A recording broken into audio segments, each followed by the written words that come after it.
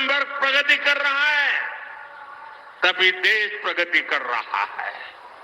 इसलिए बीते 10 वर्षों में हमने मध्यम वर्ग को ध्यान में रखते हुए नई नीतियां बनाई, नए फैसले लिए।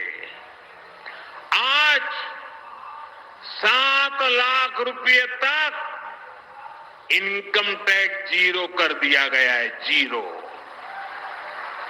सालाना 10-12 लाख रुपया तक पर टैक्स को बहुत कम किया गया है।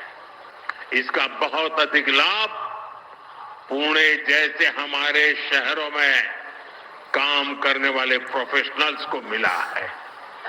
हमारा ये भी प्रयास रहा है कि मिडिल क्लास को बीमारियों के इलाज पर कम से कम खर्च करना पड़े। पीएम जन औषधि केंद्र में 80% डिस्काउंट पर दवाओं से मिडिल क्लास के 30,000 करोड़ रुपए से ज्यादा की बचत हुई है। हार्ट के स्टेंट्स, नी इम्प्लांट्स, इनको सस्ता करना, इस फैसले से मेरे मिडिल क्लास के भाई बहनों को फायदा हुआ है। इससे लोगों के 85,000 करोड़ रुपए से ज्यादा बचत हुई है। और अब हमने आयुष्मान योजना के भी मिडिल क्लास के बुजुर्गों को भी कवर कर लिया है।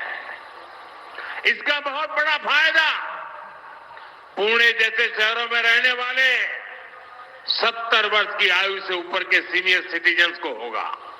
यहां उपस्थित मैं आप सबसे कहना चाहता हूं, आपके परिवार में माता, पिता, दादा, दादी, नाना, नानी, चाचा, चाची जो भी 70 साल से ऊपर के हैं और अगर उनको बीमारी में कोई खर्च होता है, पहले वो जिम्मा आप पे सर पर था, अब वो जिम्मेवारी आपकी नहीं है, ये उनका बेटा मोदी संभालेगा।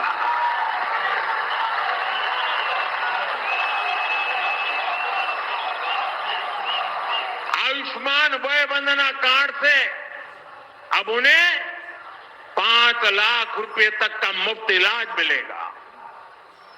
लोकसभा चुनाव के दौरान मैंने एक गारंटी आपको दी थी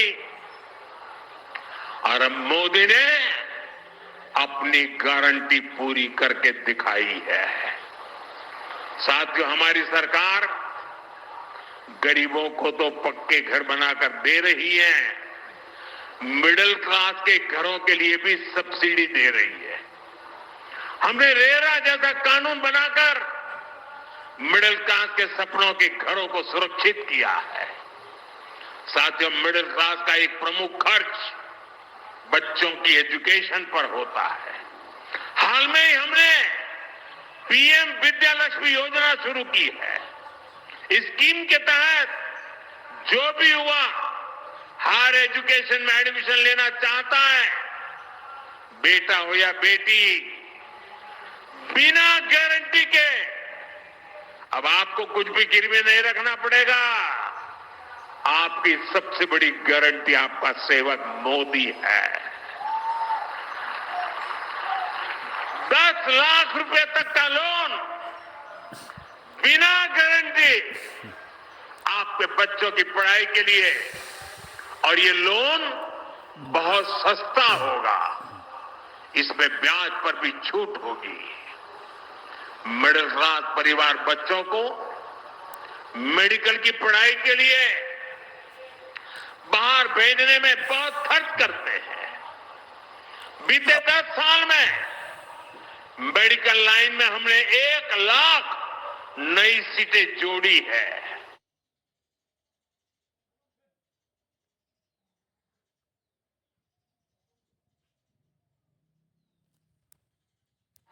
अब हमने तय किया है कि आने वाले 5 सालों में मेडिकल की 75,000 नई सीटें और जोड़ी जाएगी। इससे भी मिडिल क्लास के बच्चों का बहुत पैसा बचेगा, उन्हें पढ़ने के लिए बाहर नहीं जाना पड़ेगा। साथियों, पुणे, ये मेरा पुणे तो स्टार्टअप का हब है। हाल में हमने स्टार्टअप को बढ़ावा देने के लिए बहुत सारे कदम उठाए। हमने स्पेस स्टार्टअप के लिए 1000 करोड़ रुपए का स्पेशल फंड बनाने का निर्णय लिया है। जो युवा साथी रिसर्च में जाना चाहते हैं, उनके लिए भी एक बहुत बड़ा रिसर्च फंड हमने बनाया है। नौजवानों को नौकरियां मिले, इसके लिए हमने विशेष पीएम पैकेज घोषित किया है। इसके तहत बड़ी बड़ी कंपनियों में इंटर्नशिप की योजना शुरू भी हो चुकी है। कंपनियों में पहली जॉब पर प्रोत्साहन देने का काम भी हमारी सरकार कर रही है। साथियों, पुणे महाराष्ट्र की सांस्कृतिक राजधानी है। महायुति की सरकार ने महाराष्ट्र की संस्कृति के संरक्षण और प्रसार के लिए कई महत्वपूर्ण कदम उठाए हैं। महाराष्ट्र के लोग दशकों से मराठी को अभिजात भाषा का दर्जा देने की मांग कर रहे थे और मैं मानता हूं, अगर पूरे हिंदुस्तान में मराठी भाषा के अभिजात दर्जे से पुणे को जितनी खुशी हुई होगी ना, शायद किसी और को नहीं होगी।